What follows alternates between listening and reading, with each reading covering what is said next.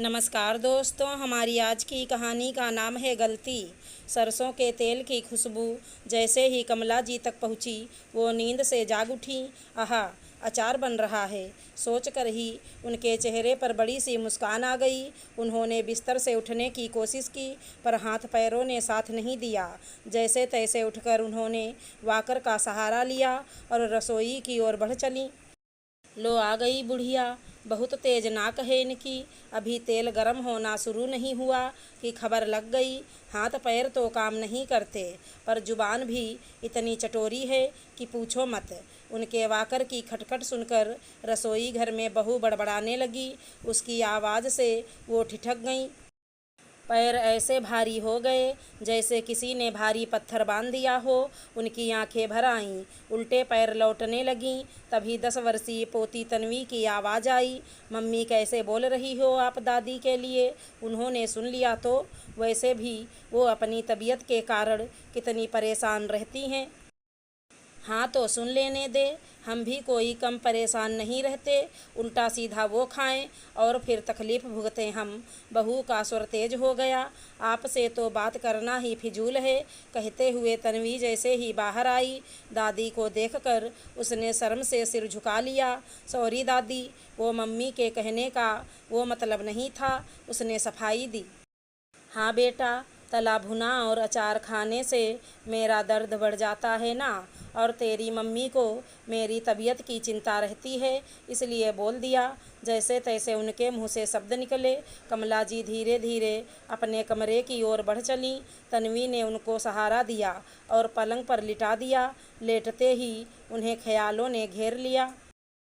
जून का महीना और अचारों का मौसम। मनोरमा जी पाक कला में बहुत निपुण थी। सभी रिश्तेदारों और मोहल्ले में उनके बनाए खाने के चर्चे हुआ करते थे और सभी को इंतज़ार रहता था जून के महीने का, जब कमला जी तरह तरह के अचार बनाया करती थी।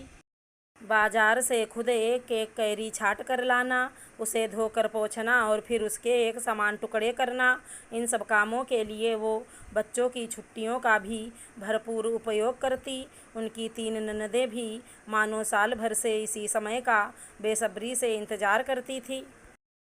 भाभी, हम कितनी भी कोशिश कर लें, आपके हाथ के अचार जैसा स्वाद नहीं आता। ननदें कहती, हाँ मामी, मुझे तो आपके हाथ का ही लेसुए और कैरी का अचार पसंद है, आप मम्मी को भी सिखा दो ना।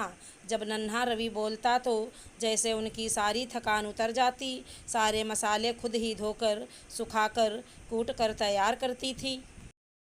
हर मौसम में अलग अलग तरह के अचार बनाया करती। कैरी और लेसुए के अलावा करौंदे, आंवले, कटहल, गोभी, गाजर, मटर, सेम, बस नाम लो और अचार तैयार। कैरी के मौसम में तो मोहल्ले के कई घरों से पहले से ही फरमाइशें आनी शुरू हो जाती। किसी को कलौंजी पसंद है तो किसी को पानी को राई वाला अचार, कोई खड़े आम के अचार का शौकीन तो कोई मुरब्बे का, किसी को मीठा अचार पसंद है तो कोई खट्टे तीखे अचार का दीवाना। कहने को तो वो ही कैरी और लगभग वही मसाले हुआ करते थे, पर बनाने के तरीके अलग। जून के महीने में उनके घर मानो उत्सव का माहौल रहता था। मोहल्ले की सभी महिलाएं उनकी मदद के लिए आ जाती थी। गप्पे भी चलती और सबका साझा अचार भी बन जाता। सभी लोग तैयारियां मिलकर करते थे। कोई कैरी धोने का काम करता तो कोई पोंछने का, किसी के जिम्मे काटने का काम आता तो कुछ लोग हल्दी नमक लगाकर रखने का काम करते। कोई मेथी, सौंफ, जीरा धोकर सुखाता तो कोई लाल मिर्च और हल्दी कूट देता। पर अलग अलग अचार में मसालों की मात्रा, तेल की गर्माहट वगैरह का काम कमला जी का ही हुआ करता। वो सभी के लिए बहुत प्यार से बनाती थी, शायद इसीलिए उनके हाथ जैसा स्वाद किसी और के बनाए अचार में नहीं आता था। जब से कमला जी को गठिए की शिकायत हुई, उनका अचार बनाना हो ही नहीं पाता।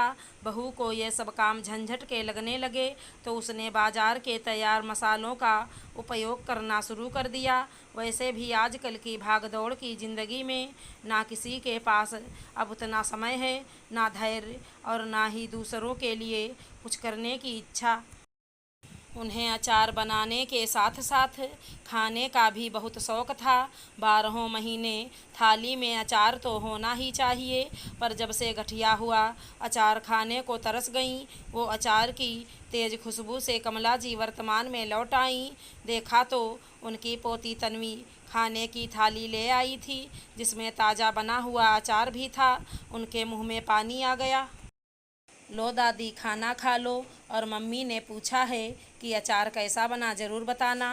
कहते हुए उसने पराठे का कौर तोड़कर अचार लगाकर उनकी ओर बढ़ाया। पर बेटा, ये मेरा गठिया।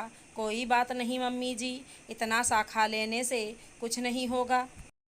अगर ज़्यादा दर्द भी हुआ तो मैं मालिश कर दूंगी। आप तो चखकर बताइए कैसा बना है। बहू ने नज़रें झुकाए कहा। शायद उसे अपनी गलती का एहसास हो चुका था। कमला जी के झुर्रियों भरे चेहरे पर मुस्कान आ गई और उन्होंने झट से कैरी की एक फाँक अपने मुंह में डाल ली। अगर हमारी कहानी पसंद आई हो तो चैनल को लाइक शेयर सब्सक्राइब करें। धन्यवाद दोस्तों।